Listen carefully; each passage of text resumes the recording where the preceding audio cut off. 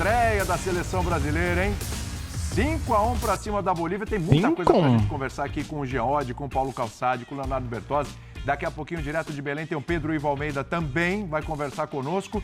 E vamos ouvir também Fernando Diniz. Olha, tem muita coisa pra gente conversar. Tem a estreia do Diniz, o que você achou? Tem o Neymar, né, ultrapassando pelo número de gols, aí, pelo menos os números computados pela FIFA. Tem o Rafinha. O Neymar já passou. Tem o Rodrigo jogando muito bem também. Tem muita coisa ali de opções do Diniz pra gente discutir. A gente conta sempre com a sua participação. Mas, primeiro de tudo, o que você achou da estreia de Fernando Diniz, que é o que o povo quer saber, Jean? Tudo bem? Tudo bom, William? Boa noite pra você, Calçade, Léo.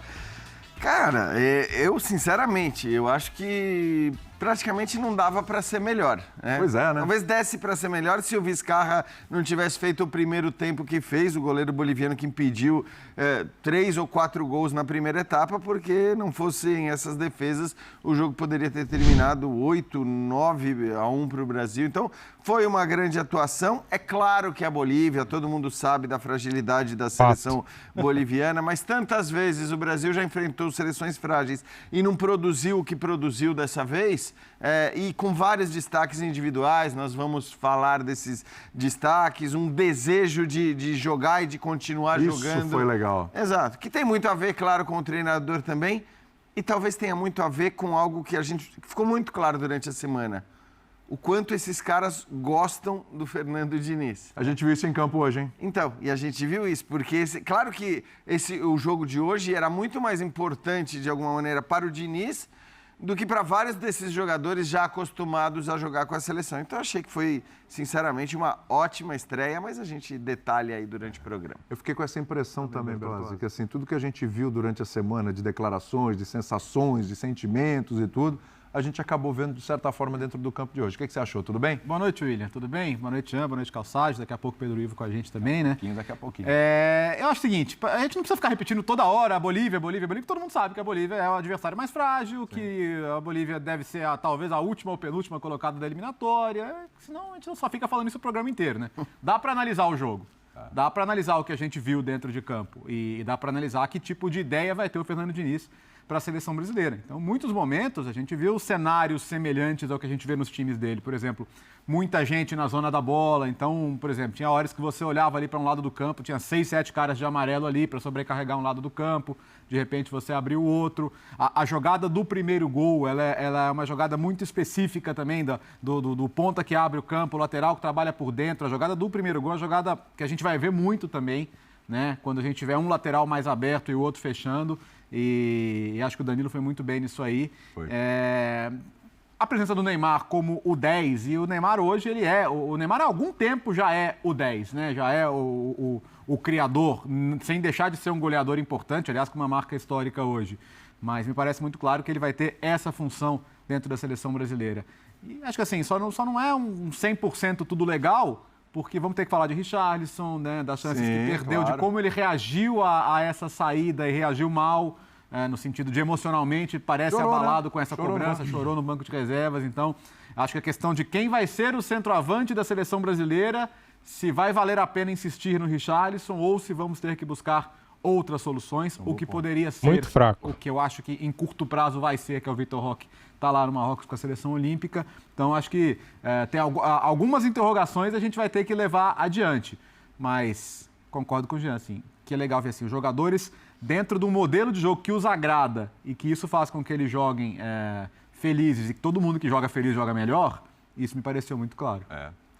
Calçado, será que é mais difícil fazer 5-1 na Bolívia ou 5-1 no River, hein? Bom, é mais difícil fazer no River. Mas não tem a menor dúvida. Boa noite. Mas o Brasil já teve problemas contra a seleção boliviana em outras épocas, então assim, também arrebentar com o adversário para dizer que não valeu nada, eu acho injusto com a seleção. Concordo. Claro que você tem momentos da seleção boliviana também melhores. Mas eu não fui para o jogo com muita expectativa assim, para acompanhar, porque eu acho que a gente nem deveria ter. No primeiro encontro, no comando do Diniz, treinamentos de terça a quinta, você fala, agora tem uma revolução e eu quero enxergar tudo. Aí a pretensão é maluca. Mas superou. Mas tem muita Calçado. coisa. Mas superou. Tem muita coisa. Eu, por exemplo, pedi para o Data ESPN, Matheus Carreira me passa, é a maior posse de bola da seleção brasileira desde o Tite. A gente não foi para trás, pegamos do Tite para cá. Teve muito jogo contra a Bolívia, contra esses times todos. Sim. Então, para o início, eu acho que é um início bacana, porque dá confiança, torna o jogo agradável, isso dá para o jogador também uma esperança. A gente fala muito, tem que tomar muito cuidado, né, com os termos, mas o jogo que se adota hoje, era assim com a seleção, com o Tite, o jogo posicional, você está muito preocupado com o espaço, né? Como cobrir determinados espaços e os posicionamentos de cada jogador. Não é um jogo engessado, mas é um jogo que tem outro tipo de abordagem. O Diniz, ele não é assim, né? A bola, o jogador, são os espaços, mas não é um jogo que abandona. Você concentra o time num setor, a gente viu várias vezes, um time bem concentrado, e aí nesse espaço, com tamanha habilidade, fica muito fácil para jogar. E não é algo que eles precisam aprender, eles precisam desenvolver, porque eles saem do futebol europeu com outro jogo no corpo, na cabeça, que é esse jogo posicional. Veio para cá com o Diniz, é um jogo que tem um pouco mais de liberdade, não significa bagunça, desorganização, liberdade. Por exemplo, uma jogada que encaixou demais. O time agrupado do lado esquerdo, por força do Rodrigo, do Neymar que passa por ali, do lateral que sobe, que é o Lodge. Do lado direito, você tem o Danilo, que é um jogador de meio de campo, mas tem o Rafinha aberto. Não é que o Rafinha largou tudo e veio para cá e não ficou ninguém. Então, o escape era o tempo todo do lado direito. Teve de jogar do lado direito do Rafinha. Foi muito bem, né? Cruzando, criando situações de gol. Então, saber ocupar os espaços. Você junta muita gente no setor para jogar naquele espaço quando você tira o adversário das outras zonas do campo. Então, acho que isso pode ser desenvolvido, não é algo tão estranho e não é algo tão difícil com essa qualidade que tem. Duro é fazer isso com um jogador que você precisa melhorar. É muito mais fácil fazer com um jogador que já tem uma condição natural e só está precisando de aquela vontade mesmo, falar, pô, que gostoso é fazer isso aqui. Empurrãozinho. Um empurrãozinho. E dá para jogar futebol assim.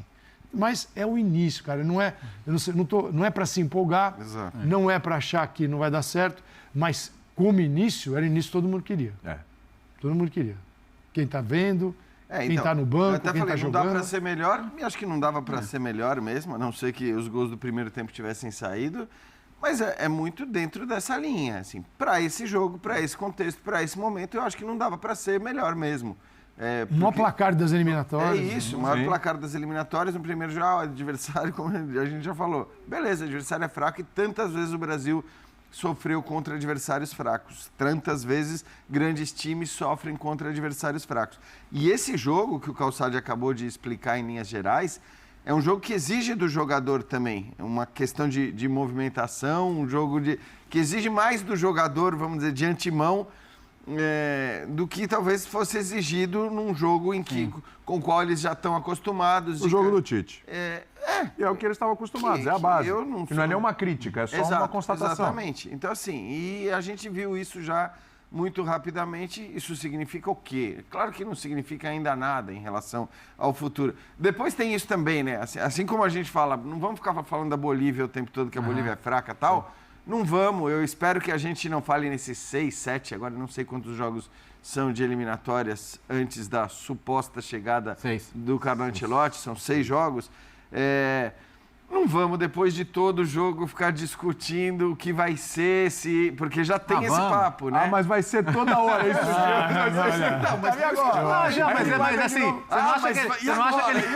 Você não acha que ele quer criar essa discussão? O Diniz quer. Então. O Diniz eu duvido que ele não tenha na cabeça a ideia de ficar mais tempo. Duvido. Isso ficou muito claro para mim. Inclusive, na primeira entrevista dele, quando ele fala de... Mas é o seguinte, né?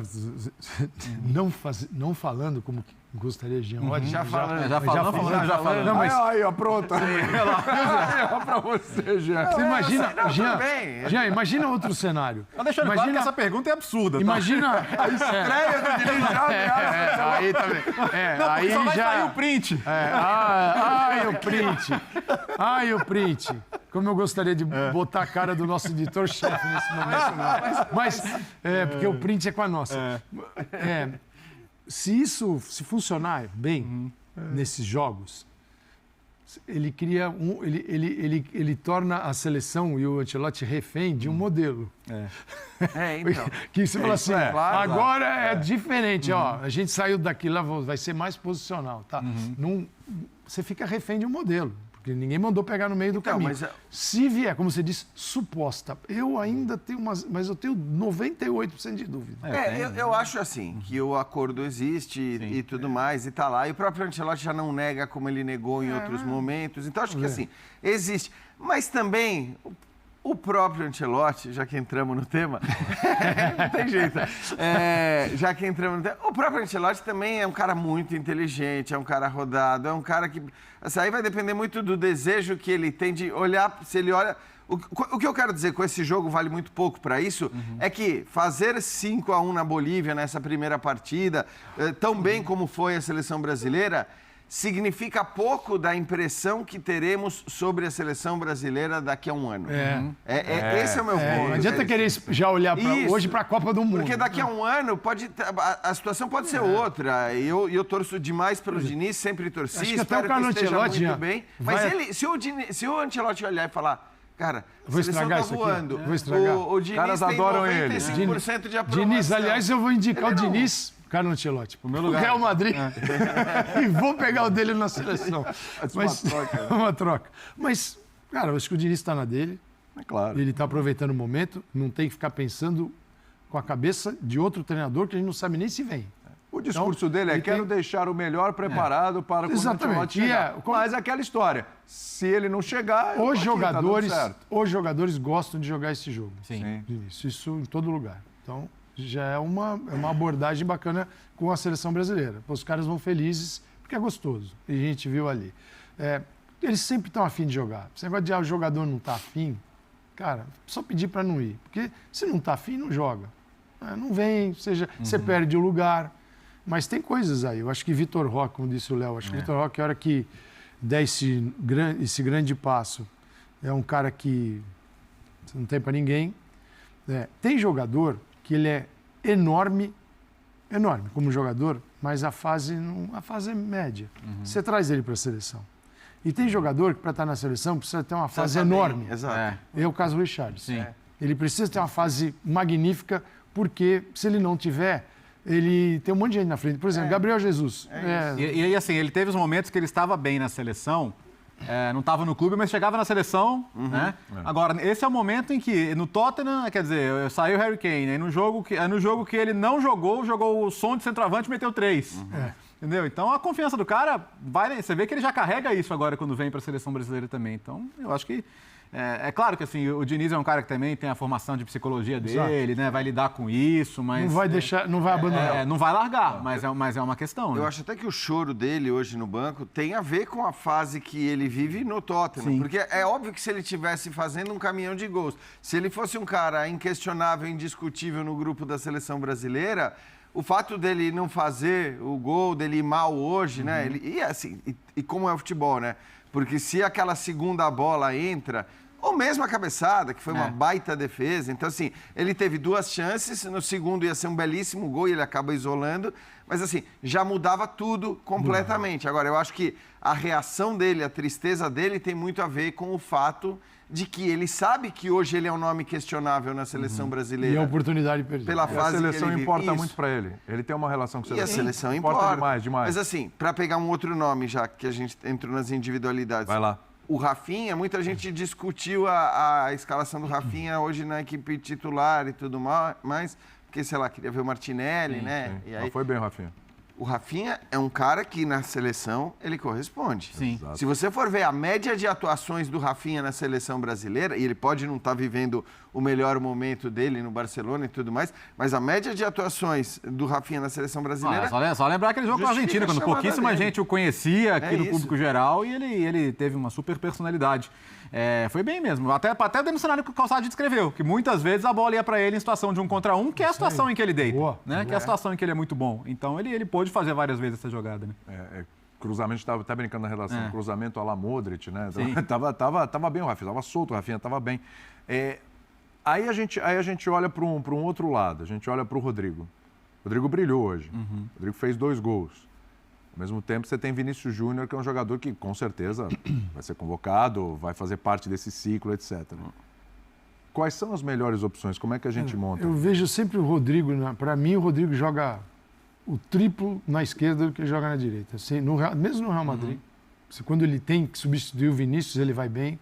Quando ele se juntava a Vinícius e Benzema, muito bem. Agora, quando ele ficar largadão lá direito, ele pode fazer esse papel que fez o Rafinha. Seria, tá bom, tem Vinícius, eu preciso de você, você vai ser o jogador que vai ficar no mano a mano quando a jogada estiver do lado esquerdo, porque você imagina, se o lado esquerdo é forte, com o Vinícius, a natureza assim, desse encontro com o Neymar ali, um lateral mais agressivo do lado esquerdo, que eu acho que sempre vai ter, quando a escolha for pelo Danilo, eu não tenho motivo para tirar o Danilo. O torcedor brasileiro é muito acostumado a laterais que são pontas, né? E não tem essa... não consegue aceitar laterais que fazem um outro papel. E o futebol, hoje, o lateral, ele cumpre vários papéis. Entre eles são o Wesley no Flamengo, que é o cara que vai por dentro, abre, é um tipo de lateral. O Ayrton Lucas no Flamengo é outro tipo de lateral. Mas você tem jogadores que jogam no meio de campo, né? Sim. Então isso mexe um pouco nessa composição ofensiva também. Mas eu acho que o Danilo traz segurança, acho bem interessante. Acho que o lado esquerdo a tendência é ter um lateral, mas é um lateral que você tem muita inteligência para jogar. Porque se você tem ali Vinícius passando por ali, você tem Neymar, se o lateral ficar aberto, não dá. O lateral, em muitos momentos, vai ter que estar por dentro. Até por isso o Caio já ganhou alguns minutos hoje, né? Que é um jogador que pode fazer isso. Porque o Lodge é mais... O Lodge é esse cara. Os momentos do Lodge no Atlético de Madrid, quando o Atlético jogava com 3 zagueiros, o Lodge solto, nossa, mas ele deitava e rolava. Assim, com gols, com assistências. Então, acho que o Diniz tem a possibilidade agora de escolher que tipo de jogo ele quer. E numa convocação, levar jogadores diferentes para situações específicas. Sim. Esse é um grande ponto. Acho que certeza, ele nunca teve isso na vida dele. Não. O Diniz sempre teve na reforma de jogadores. Ou o jogador já tinha sido muito grande, precisava voltar, ou o jogador precisava de um lugar ao sol e o Diniz garantia que vem comigo que você vai encontrar. Tem tudo isso. Né? Tem tudo isso. Fluminense. E na seleção brasileira, ele é outra pegada. Né? É outra pegada. Buscar, arrancar assim, outros desejos ali. Título, imagina um título mundial, todo mundo quer ter. Mas eu gostei, cara. Eu gostei. E, assim, os jogadores gostam dele. E não é assim, o jogador gosta do treinador. Eu não vejo nenhum mal nisso. Eu acho que é legal quando você estabelece uma relação de confiança. O problema é aquele que passa, não te dá nem bom dia e te põe para jogar. Mas eu vejo discursos muito sinceros, sabe? Aquele discurso pronto, aquele discurso igualzinho. Eu vejo uma coisa... Eles têm um teor de elogio ao Diniz que é um... verdadeiro, assim, muito...